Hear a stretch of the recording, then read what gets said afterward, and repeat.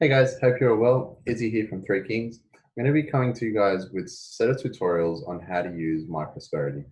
Now, most of you would have already had a little bit of a play around with the app, but I will be going through everything. Today's video will just focus on how to categorize different transactions into the right category so that we can monitor our budget. So I'll show you a few examples on how to do that and how to set some rules.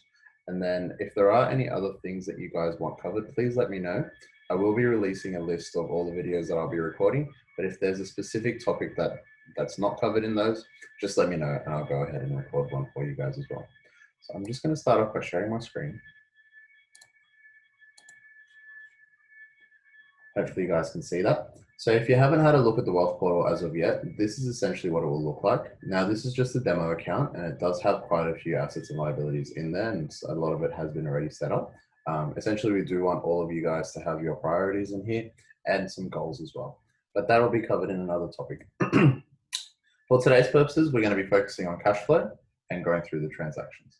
So the first thing we're going to want to do is go to the cash flow section. And I've already done it, but so this will automatically go to by category. I want you guys to be changing that to by budget. Okay. This will just allow me to set the parameters in here based on the budget that you guys have completed with Ryan and myself.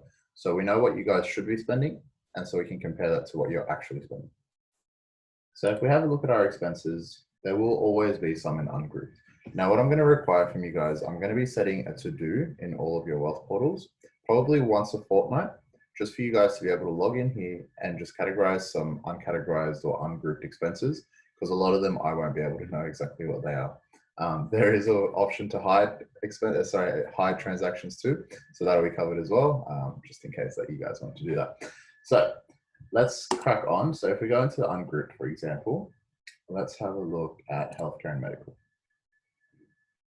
Okay, so Jet's gym membership. So based on the budget that we guys have completed, so the Excel spreadsheet that you would have done, this will come under a different category. So all we need to do is just click on healthcare medical, and then we will scroll down to sports and gym. So once we've clicked that, that's it. That one transaction has already been reallocated to the right category. But what we want to do is to create a rule so that you don't have to keep doing it for the same source of transactions.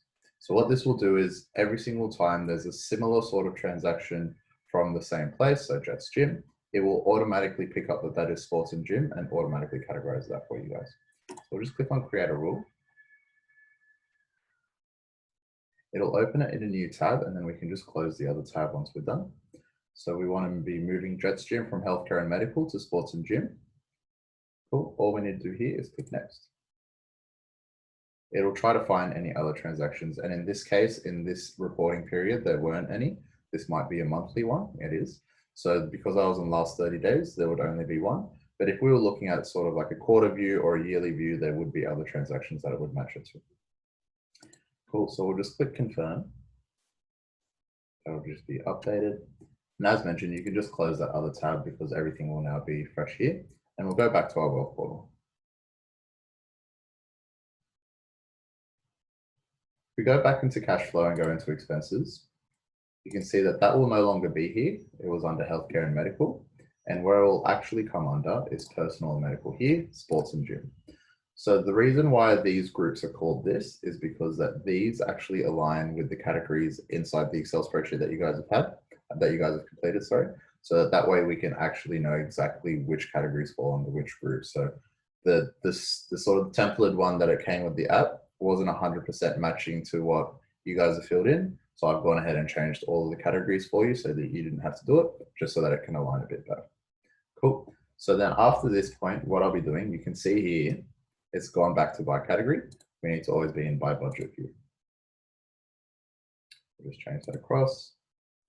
Cool. So red means that would be over what we were expecting to pay, and green means that we're under. So this isn't 100% accurate. Again, this is just a demo account. It will take a little bit of time to get you guys budgets completely set up because there could be utilities and things that only come through once a quarter. So in that 1 month that it hits, you might be over for those 30 days and then be unders for the others. But if we look at the quarter view, everything will match up. So if we go into here again, so this section, I will be able to type over what you guys have told me your gym membership costs so that we actually know if that is accurate, so that with our strategy meetings and everything moving forward, we're sure that we're using the right sort of numbers. Let's just do one more. Telephone services. Cool, so Optus, it'll automatically go to telephone, which is not incorrect. However, there's a different category that we use on the spreadsheet again. So I will be talking to the guys at MyProsperity to try to remove all the other ones that weren't ours to alleviate the difficulties. But essentially, if it's in the ungrouped ones, it's probably not in the right place because they need to be up here. So this one will come under internet, phone, and pay TV, just because that's the category inside bills, home, and utility that you guys have already completed.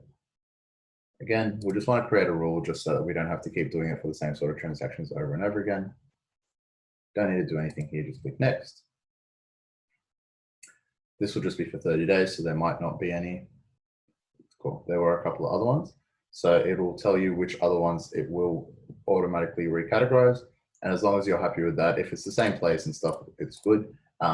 It could be, like it could sometimes pick up something which isn't 100% accurate where you just have to go in and change that too.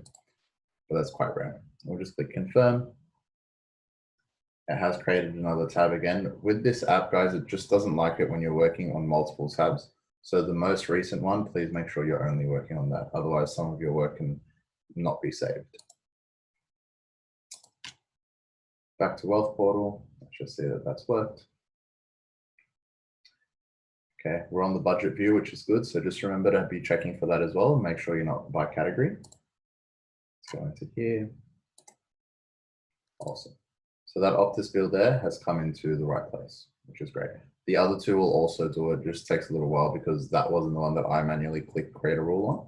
But once it's refreshed in a few minutes time, the other two $500 payments that we saw on the previous slide will also come through. Just do one more. That's okay. That's under luxury. There's nothing else in the ungrouped section. Hopefully that's been okay. It is quite self-explanatory. There's not too much in it, but I just did want to record these just to make sure everyone was across how to do it. So once we do have everything in here, you'll be able to see these green and red bars, which will reflect more accurate information. But again, I'm just going to need your help on this a bit, guys, as well. Once a fortnight would be great. If you could do it once a week, it would be awesome because the more frequent you do it, the less transactions you'll need to do each time, which will make you probably more likely to stick to it. But I understand not everyone will have the time every week. Each fortnight, it probably won't take you more than 10 to 15 minutes. If you were able to do it every week, it will take you about 5 minutes. But I will be setting you guys some to-dos in this section down here. So make sure you have a look in here. They will also come up all the way at the top as a task to complete. Cool, so this is just a tool to keep us both accountable, guys. We want to make sure that our turnaround times are as great as they always have been, but we will need some input from you as well to make sure that we can maintain them. So that's it for this one. If you do have any questions, let me know, and I will be filming some more. Thanks, guys. Take care.